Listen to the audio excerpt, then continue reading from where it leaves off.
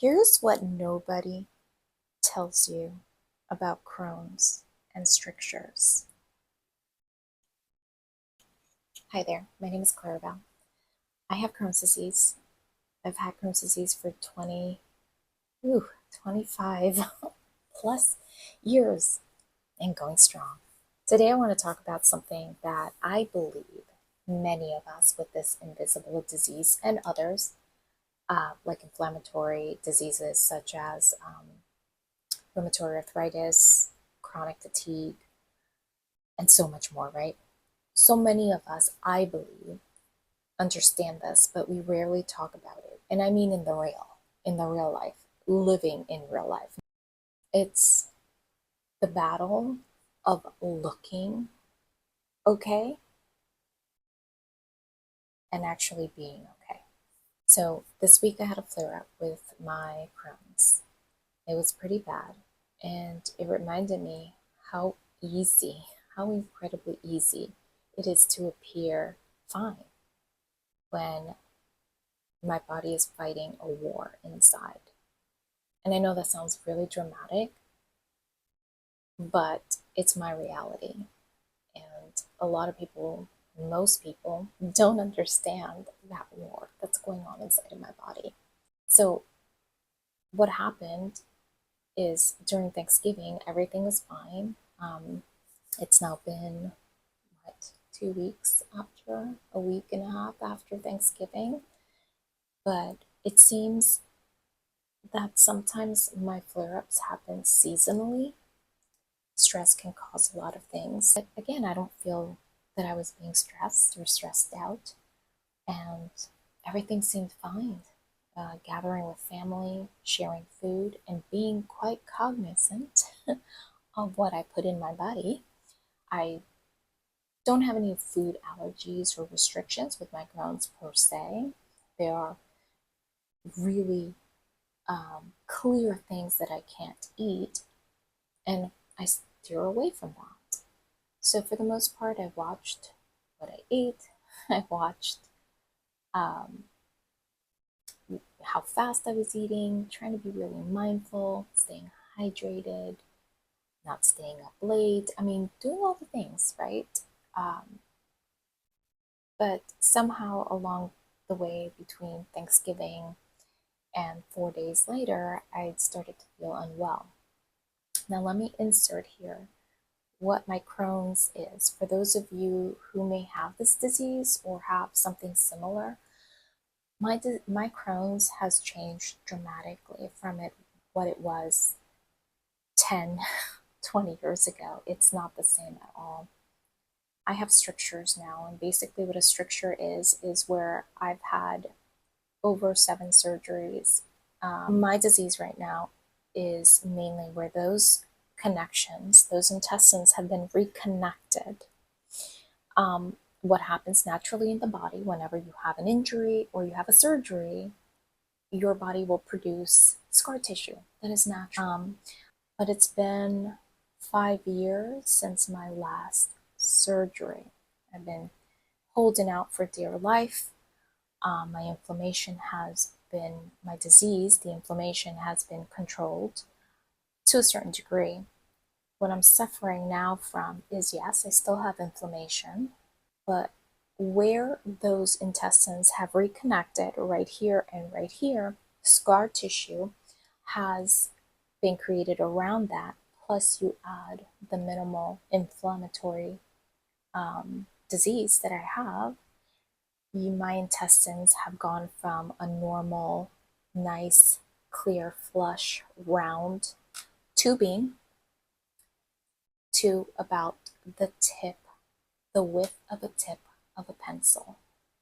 Now think about that. If you have a pencil in front of you, think about the difference of the width and food going into your mouth where your digestion starts and trying to pass.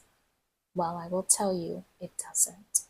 So when I speak of my flare up, I speak where I get severe stomach bloating, pain that I cannot describe. This kind of pain, I've had pain with my Crohn's many years, but this kind of pain brings me to my knees, and I have a high tolerance for pain. I've been told that many times, and I know that for a fact. So that is how I knew a couple of days after Thanksgiving that I was having a flare up. I started having stomach pain. It was painfully bloated. When I get this, I'm hungry. Even though I have this pain, I'm still hungry. But the food isn't going anywhere. It is stuck. And if it can't go that way, there's only one way to go.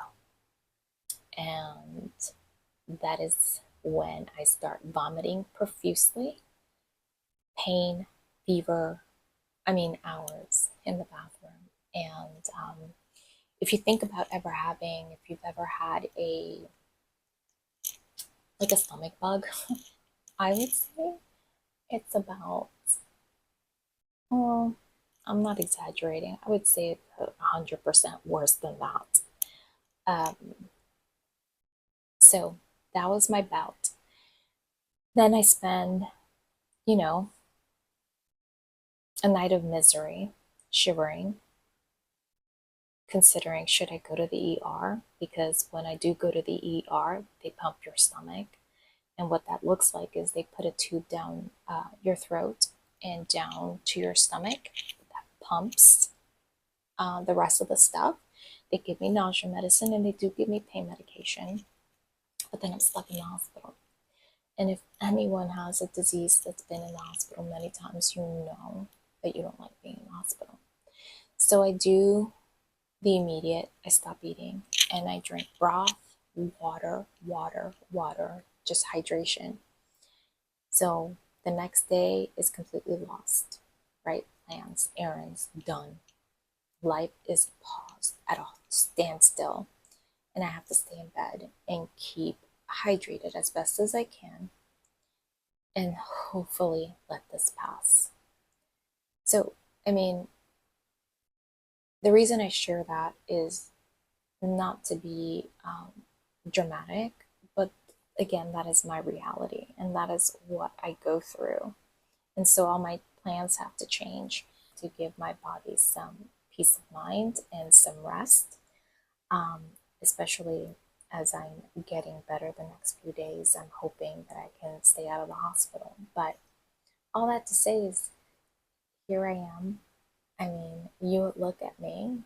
I hear this all the time, but you look fine, right? So canceling plans, um, rearranging things because I'm not feeling well, because usually that's what I lead with. I'm not feeling well. Oh, what's wrong?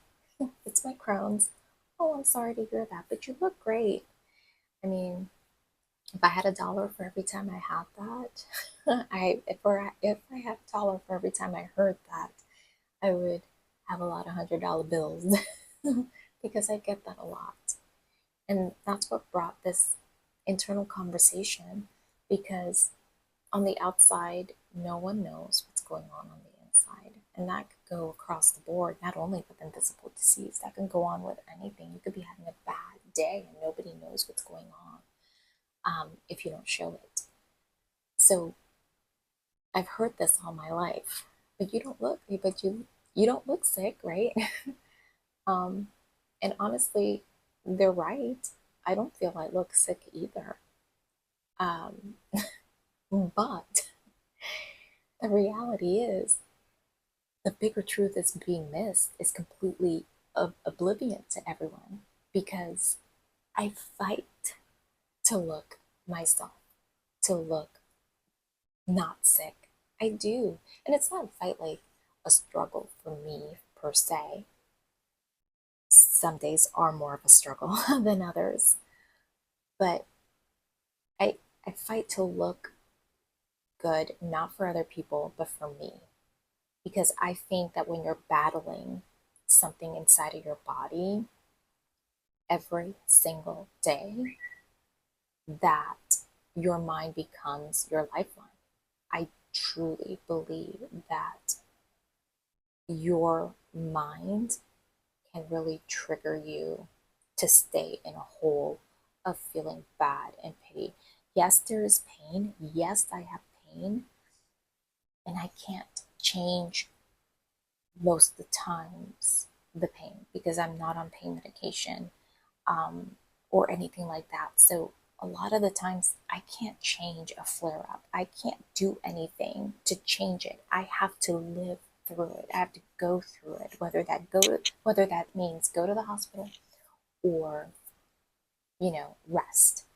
But I can and I do have control of what I say to myself and how I think and what I can think about.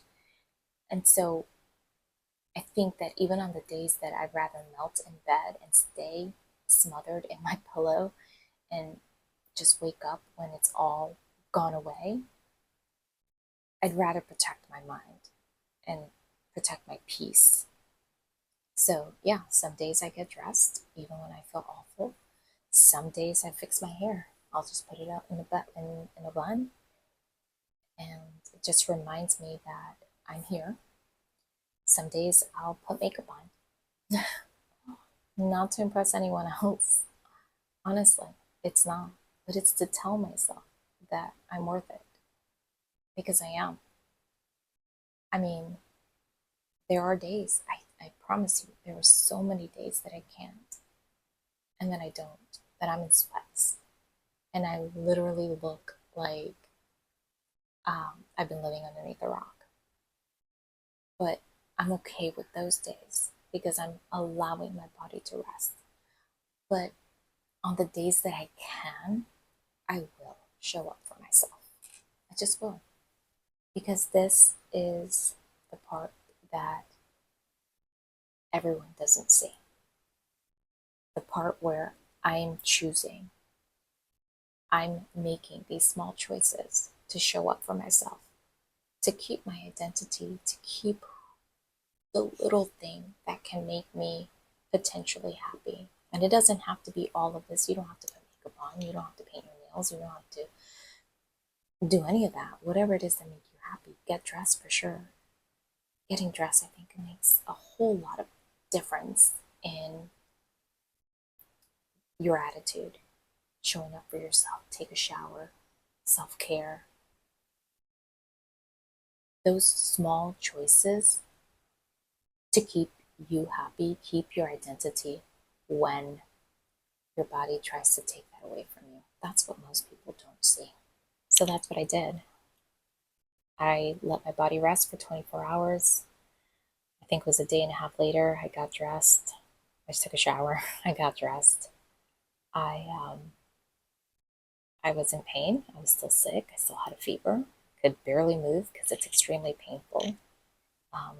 I didn't do anything glamorous, but I still did what I could instead of allowing my body to submit me into this, let me just stay here, this comfort, right? Because it is comforting when you're sick, you just want to stay in bed. Now, I'm not saying, if you're severely ill and you can't move, to force yourself to get up. I'm not saying that. I'm saying that when you feel that you can do it, and you should, don't allow your mind to convince yourself that you should stay in bed, that you don't want to.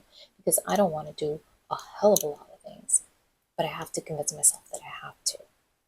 Because otherwise, I wouldn't do anything if I allowed my mind to convince me otherwise. So, the thing is, if you're dealing with an autoimmune disease, Crohn's, like myself, colitis, chronic pain, fatigue, anything invisible, you don't have to look sick to be sick. You don't have to prove your suffering to anyone, including yourself. And trust me, that's a conversation on its own. That is. And you don't have to be on, quote unquote, for anyone. But on the days when it's possible, even if it's brushing your hair, brushing your teeth, taking a shower, washing your face, do something for you. Not for vanity, not for Instagram or social media, but for your mind. Do it for your mind.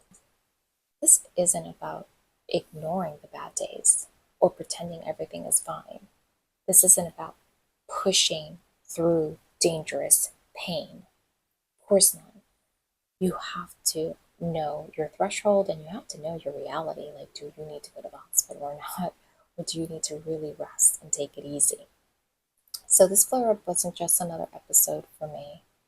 Um, it's just reminded me that I fight to feel like myself, even when I don't feel well. Even though it's annoying to hear people say, "Oh, but you look great, but you don't look sick." I don't do it for anybody else. I do it because I want to feel better than I feel, if that makes sense.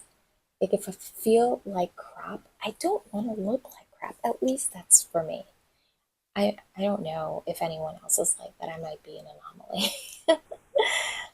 If you're going through something similar, I hope you know you're not alone. I hope you're I hope that you know that your struggle is real, just like mine is. I mean, I'm reminded when I have these flare ups that, yeah, I have Crohn's disease. Yeah, I, I am not well all the time. And that I could put on makeup and I could do my hair and I could put a cute outfit on. But there are days that I feel extremely, extremely not myself. And that's okay. But on the days that I can, I show up for myself and I do what I can. It's more about reminding yourself that you're still you, even if your body is unpredictable. Some days you show up big, hopefully, and some days you show up small, and some days you show up simply by staying alive. We don't all get perfect days, whether you have a disease or not. We don't. But we can still choose small ways to show up for ourselves, one little act at a time. I hope you are well. And if you're struggling just as I am, you're not alone. I know I'm not alone.